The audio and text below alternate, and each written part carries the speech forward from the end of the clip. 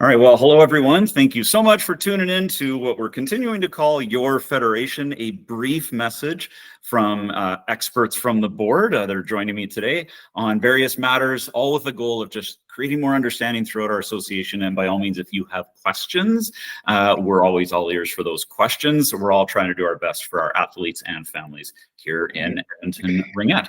So for this month's call, we're going to do a quick recap on the evaluations and team formation process. We're then going to talk about a very hot topic this time of year, which is ice. So we're going to hear from Kim Patten, our ice coordinator. Then Karen's joining us to talk through tournament commentary. And we're kind of dicing it up into session 1, thoughts on tournaments, session 2, thoughts on tournaments, and session 3, thoughts on tournaments that we'll get to later in the call. So we'll start with recap of evaluations and team formation. Once again, thank you so much to Aaron Lawson and the many other volunteers that executed our evaluations handbook, which led to our teams getting formed. Really, that's what the process is all about. If you remember this graphic from the last call, it's kind of, there are bubbles, there are bubble players. We know that creates a lot of excitement, a lot of anxiousness with our players, and ultimately the goal of everyone gets a team, and then we hand everything over to these amazing coaches we have throughout the association. And we're so excited that players are now on a team with those great coaches and great teammates off with their season underway. With that said, Aaron, myself, many others, we are learning and we are looking at our evaluations handbook. If you have ideas, because again, our goal is to execute the evaluations handbook to the best of our abilities. If you have ideas for that handbook, it's posted online, and probably Aaron's email inbox is the best place to send an idea for next season, which is certainly what we're putting thought to at this time. So thank you all, everyone, for completing the process. Thanks again for the volunteers that executed it. Next up, if any of our players are listening, you get to ask your parents who this is from our era as far as vanilla ice, but we're here to talk about the real ice. And joining us is Kim Patten, who took over for Dustin Friel, who did a wonderful job with ice allocation for so many years. And Kim, thank you so much for taking on the reins. We've got some specific questions and thoughts to put to you, but just best to do the general one first, which is just how is it going? How has it been your first little bit of time here as ice allocator? It's been going good. It's a really time-consuming job this time of year, of course, because you're just trying to get everybody's practices, get the black gold schedule out and everything else. But it's been a challenge, but it's been interesting for sure. Interesting, I bet, is one word for it. And you started to touch that on there. I noticed a bunch of practices just got released. Can you kind of talk us through how does this all work? The session 1 schedule comes out, rescheduling, and then how that impacts when you're able to release all of the practices. Okay, so Black Gold sent me the schedule probably around the same time as everybody else got it. So I have a week to put it in.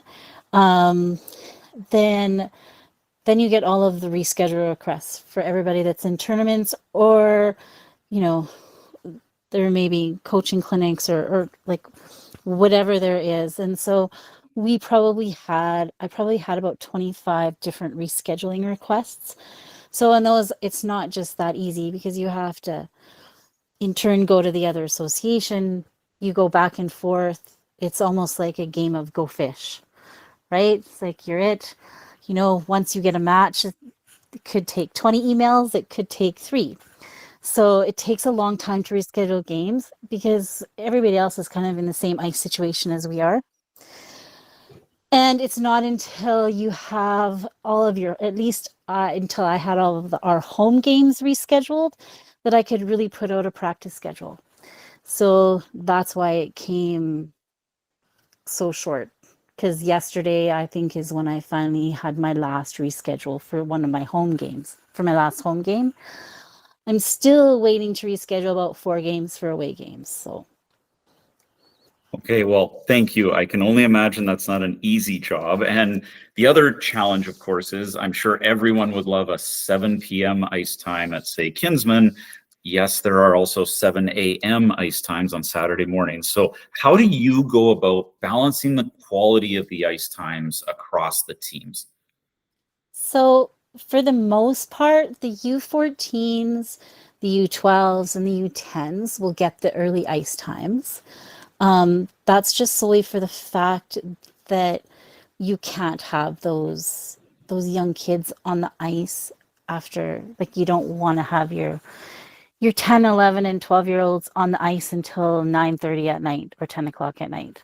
So they tend to get the more early morning practices, where the older U16s and U19s get the 7:30 p.m. at night practices and later. Just that's due to age. So, and it just depends on when ice is available.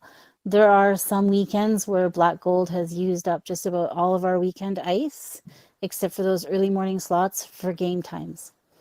Or the same could go for weekday slots. Like every once in a while they've used up, or I've used that weekday ice to reschedule games on. So it's just a balancing act of trying to make sure it's fair. And I do try to go through everybody's schedules and make sure everybody has at least one 6:45 in the morning ice time. Sometimes you get two, and throughout the season you'll get more, because that's our only practice time. Black Gold uses any ice from 8 in the morning until 7 at night on weekends for games.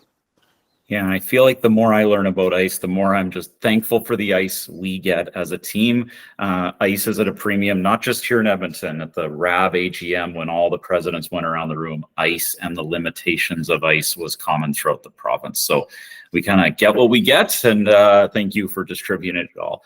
Now, speaking of ice, I gather there might be some weekends where there might be excess ice. So can you talk a bit about this online system you're looking at, where coaches can kind of pick ice if they want to pick up some additional practice times?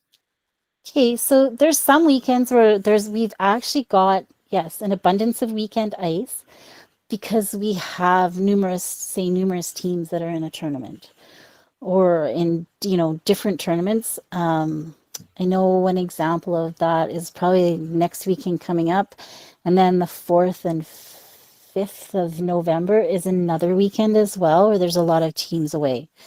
But the teams that are here, they can actually, if they're playing a game, and if you still want extra ice, and if you want to play a game and have a practice on the same day, I won't schedule that, because I don't think that that's my decision to make for the teams. But if the team wants to do that, they can.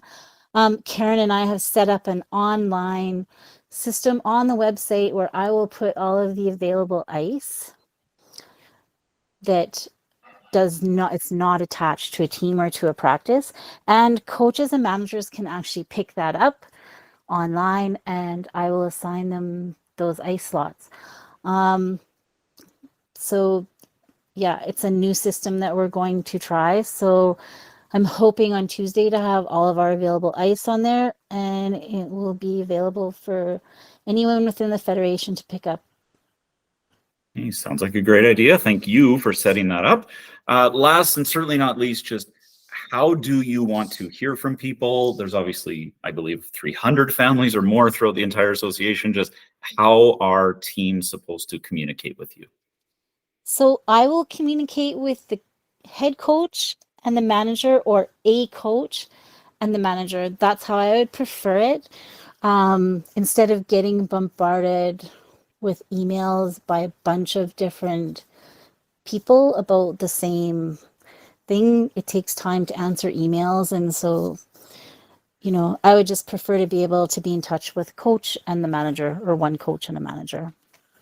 Very fair expectation to set, one that is certainly supported. So to everyone listening, if you have concerns about your ice, your coach and your manager is the best person for you to speak with. And if they would like to have a conversation to reach out to Kim, they are allowed to or permitted to. Well, Kim, thank you again so much. This is not an easy task, and you've taken it on for us, so we really appreciate it, and appreciate some of your time to kind of walk us through some of the realities around ice. And ice also spills into, we already heard a bit of chatting about tournaments. So Karen, thank you for joining us, because I think we should almost talk about it by sessions. Let's start with just, what did you notice about session 1 tournament volume? Oh, I think it's on mute.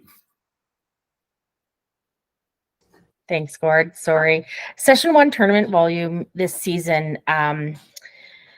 I think teams just got really, really excited and wanted to get their teams into tournaments. And it turns out that we have a lot of teams in a lot of tournaments in session one. 25 reschedules in a session is a lot. I think in the past it maybe was about 5 or 6 that the Ice Allocator may have had to do.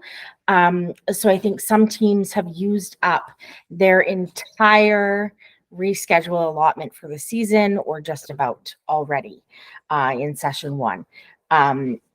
So it has been a lot. Session 2 tournaments, November 10th is the blackout deadline. What that means is if you're going to be attending a tournament in session 2, you get each team is allowed one blackout weekend. And so they need to provide that information to Kim, the Ice Allocator. So the manager would provide that. And then session 3, which used to be called playdowns or wind-ups, sort of like that leading into provincials or the championships, it's advised that you do not ask for there is no blackout to ask for in that session. And if you have to ask for reschedules, again, it needs to be within your 3 reschedules per season. But if you can't reschedule it, it could risk your chance at provincials or your placement for your championships. So it's advised to not have to reschedule in session 3. Now, regarding fines for 3 reschedules per season, so each team is allowed the 3 reschedules a season. If you go over that and it's not for a weather-related incident, so you are not rescheduling because of weather, you can be fined up to $300 per reschedule, and that's the team that gets fined. You have to remember that when you're looking at the number of tournaments that you're going to enter in a year. Tournaments are super fun, and they're very important for team bonding, and it's a great way to test your team against other teams that you wouldn't normally see. You do have to remember that there's a regular season that we have to play, and so we have to make sure that we can get our games in and our practices in, because ideally, we should be practicing more than we have games so we can improve our play. And if you are constantly away for tournaments, then you won't have enough time for everything else in a season.